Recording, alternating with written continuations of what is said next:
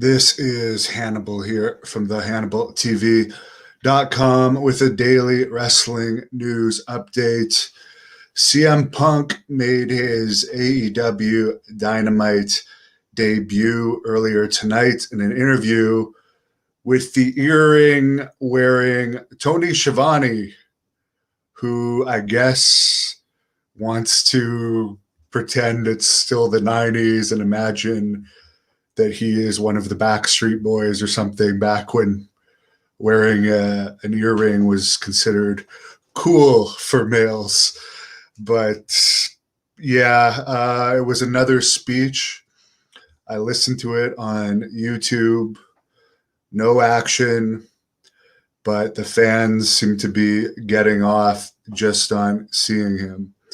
So pretty much said the same thing he said in the Rampage speech, although when the crowd started chanting, yes, yes, yes, he said something along the lines of, oh, that's another guy, you're going to have to be patient on him. I don't think Daniel Bryan will have as much of an impact as CM Punk because Daniel Bryan was wrestling this year, I believe. And it's not like he hasn't wrestled since 2014 like Punk. And yeah, I don't think Daniel Bryan's was ever really a ratings mover, but there'll be some interest when he appears for sure. And for what it's worth, I guess they said the Chris Jericho upcoming match with MJF he's gonna have his career on the line. Not the wrestling retirements mean much. Jacques Rougeau had 3. I had 1, but mind you, mine was due to health reasons. I didn't think I'd ever be cured of my medical condition at the time I retired. And then my second retirement match was against PCO. I defeated him in Pembroke, Ontario, and that was it for me. That was my legitimate retirement. NXT was up a little bit this week. They did a 0.16 rating. Apparently WWE would like Walter to be in NXT, as Piper wants to come up and say hello. But I guess Walter doesn't want to move to the US. He wants to stay wherever it is in the UK he lives. I don't know if he still lives in Germany or if he lives in England. Who knows? I would like to see Walter against Davey Boy Smith Jr., though. Apparently they originally wanted to do that match in NXT UK, but because of this whole COVID travel issue stuff, Davey Boy Smith Jr. has yet to debut in NXT UK. He actually hasn't had a match on any of the WWE's televisions yet. He had one dark tag team match, and then they debuted him in a backstage promo. But to my knowledge, he hasn't actually been on TV yet. He's a bigger guy, so you'd think that because they're saying they want to move away from the small wrestlers, that he'd be one of the guys that they want to push. Apparently Cass is my good buddy, Big Cass. His Impact contract runs out at the end of October. There's another guy you'd have to think that WWE would have their eye on. And if that happens, you could probably guarantee that he'll never have that highly anticipated match against the Blood Hunter that was supposed to happen last June.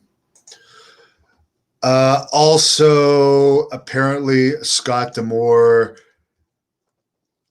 was at a Toronto Blue Jays game, who, by the way, I saw the Texas Rangers defeat earlier this year when I went to see them with Charlie Haas. I like Texas a lot better than I do Toronto. But yeah, I guess he's at a Blue Jays game, and some woman who I have no idea who she is was apparently recording a video for her Twitch channel. And Scott said, Braun for Glory is coming up.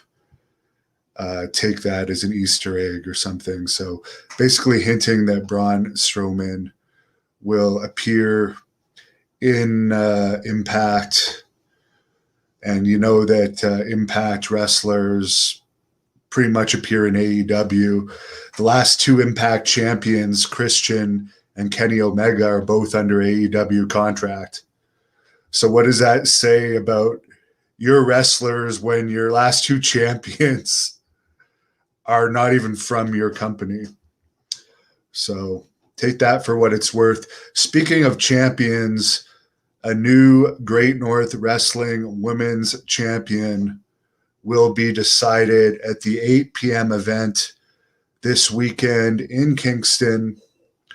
The Women's Championship of Canada has been vacated, and it's either going to be Nova or Shiloh, leaving Kingston with the Great North Wrestling Women's Championship of Canada. Alicia Atout is going to be one of the hosts of both events at 5 p.m. and 8 p.m., along with Canadian TV personality Bill Walichka. Ringside are totally sold out for the 8 p.m. show. There's still ringside tickets left for the 5 p.m. event. So I would highly suggest people go to these. We are going to attempt live streaming them. I don't know if the live stream is going to work or not. It will be free on this channel, on the Hannibal TV. So subscribe, by the way. Subscribe to the Hannibal TV if you're watching this and aren't subscribed yet. And the matches are also going to be broadcast by Pro Wrestling Noah at a later date. Not all the matches, but some of the matches. By the way, Renee Dupree, who's on this show, both of the events, has a new podcast called Cafe de Renee. So you can search that up and find his podcast. And who knows, he might leave Great North Wrestling champion. He has been Great North Wrestling Canadian champion, but from what I understand, both the Texas title and the Great North Wrestling title that the Blood Hunter currently has are going to be on the line at the 8 p.m. event in Kingston. So Blood Hunter is against three opponents on the 5 p.m. event. Renee is facing Rex Aitkins on the 5 p.m. event. And Jeremy Prophet and Jessica Black are teaming up to fight Chris Stera and Mike Bailey in a mixed tag match on the 5 p.m. event. Bill tipped $10. Thank you very much. There's like 92 comments. I'll only go through a bit. David, happy birthday to you. Does Piper like cats? Believe it or not, as nice as she seems on here, she's a very protective dog. Other than the dogs that she's been around all of her life, she wants to fight every animal possible, no matter what the size. Last year, she had an altercation with a skunk. Greetings from Puerto Rico, where I was former two-time WWC Tag Team Champions and former IWA Puerto Rico Intercontinental Champion. Hello to Scott. Nick is in Minnesota. So is John Nord, who apparently wants to do another interview with me soon. Leo Abyss is a producer for WWE. I have wrestled him in TNA before, but he works for WWE. They don't let people do interviews with me. They want to give those to the reporters out there that are just basically marks. And I don't know. Capri says Little Canada is Minnesota. Hello to Bobby. Steven says Shivani is out of touch with the earring and hair dye. I'm looking at this and it's like a 50-year-old, maybe he's in his 60s by now. Somebody could write that in the comments how old Shivani actually is, but come on. A sparkly earring, like what the hell is up with that? Mike Lyons, will NXT be canceled by the end of the year? I don't think so. but they're not even doing house shows right now. So I don't know where they're expecting any of their new superstars to get training. And they've just hired somewhere between 13 and 15 new recruits with zero experience that they feel that they'll just be able to make stars.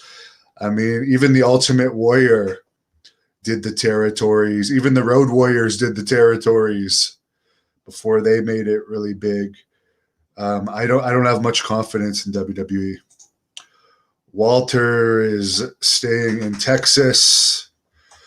I'll be back in Texas for the big event, actually in Carthage, November 5th and 6th, covering that. And that's going to be the biggest fan fest in Texas.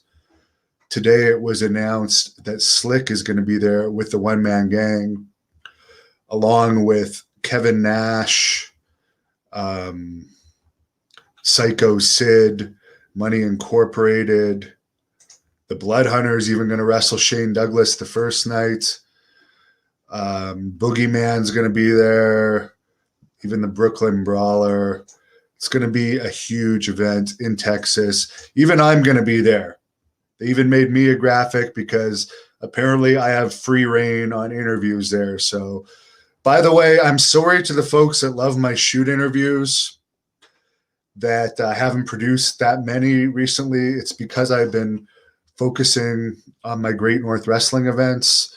Once these are over this weekend, I'm going to pump out a ton of shoot interviews for you. But I've been dealing with ever-changing COVID restrictions. So it's been a nightmare, to be perfectly honest with you, putting this event together. So I appreciate people like Bill who tipped me $10 tonight that helps support the channel. Really appreciate it. Barbara Ridge is hoping that Nova wins the title. Stan, where will Bray Wyatt wrestle at? Supposedly, he's going to sign with AEW, according to Meltzer. Does anyone watch Impact? Only the most hardcore of hardcore fans. To be honest, Impact and NWA should really be thanking Tony Khan huge for making them relevant, because both were in the total oblivion. They're still pretty much in the oblivion, but AEW has given them some publicity and getting people talking about them. Kapari remembers the Monday Night War ratings in the 9s, maybe combined. The highest Raw rating was in the 8s, back when Vince Russo was booking. And Nitro, I think I'd have to look it up, but it was a 5 in the 5s or 6, the highest Nitros. But combined ratings, they were huge. If you combine the two, yeah, most of the time they would have been in the 9s. So wrestling was so much popular. You couldn't go in a mall and walk for 2 minutes without seeing people in wrestling shirts in the 90s, and in the 80s. It was the same way. I'll give another shout out to my good friend Bill. Tommy, I don't think Cactus Jack is going to be in Carthage, but he is going to be in Dallas, Texas at Christmas Star Wars for World Class Pro Wrestling at Southern Junction, coming up December the 11th. Walter is excited for the potential live stream. Yeah, we'll see. Chase tips me $5 and says, much love from AWA Country, big dog. Thank you, Chase.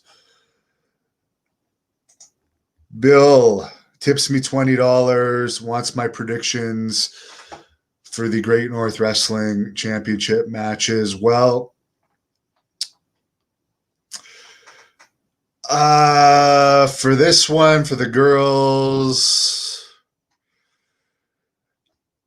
I would have. I honestly, I don't want to give predictions, but you tip me $20.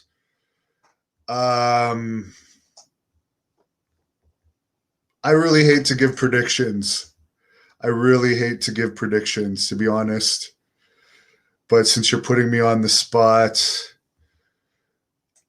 let's just look at them. From his physique wise, Nova seems more jacked.